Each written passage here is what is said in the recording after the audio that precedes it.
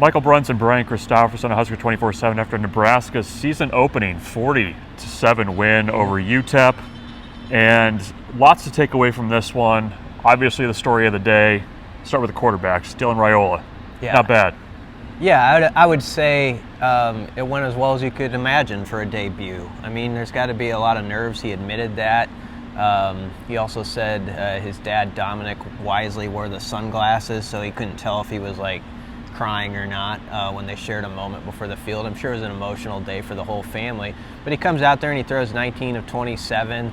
Even had a drop or two. Like he threw a beautiful ball on the first drive of the game that Isaiah Nayor had go through his hands. He'd make up for it. We'll get to that. Mm-hmm. But I just thought he was really composed. You know, like in the 2-minute drive just before the half, he seemed like he was in complete control. He hits Jamal Banks for a touchdown.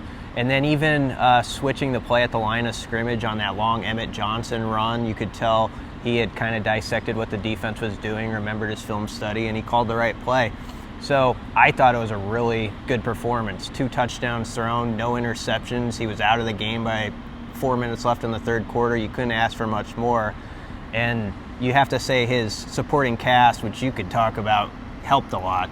Yeah, you saw the benefits of adding Jamal Banks and Isaiah Nayor out of the transfer portal. I mean, 2 big-bodied 6'4" wide receivers. Nayor made a great catch and run for the first long touchdown, and then the jump ball back shoulder fade to Banks, right before halftime that really kind of showed off what both of those guys can do.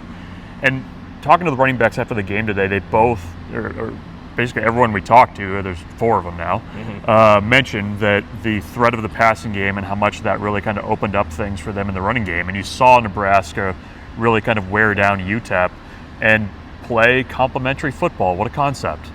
Yeah, it was just a solid win. It was like an old school Husker win, and the Blackshirts played well. They only gave up 205 yards by game's end. They had one drive where they got they were off their skates a little bit, and I mean UTEP played fast. I've never seen a team almost snap the ball as fast as they did that series. Yeah. It was 3 snaps, and the ball they didn't go out of bounds at all, but it only took like 30 seconds it seemed like, and they went 60 yards. But right after that, they settled down. Nebraska's defense got the big safety when it was 7-7 that really kind of springboarded the Huskers the rest of the way. And it was just a solid performance by them, and really for the team as a whole. They'll definitely take this one for an opener going into Colorado next week. The Buffaloes are in town next week in a much-awaited and anticipated game under the lights. It's about to get rowdy. A little rowdy. So keep it locked in on Husker247 from all the coverage from this win and leading into next week's game against the Buffs.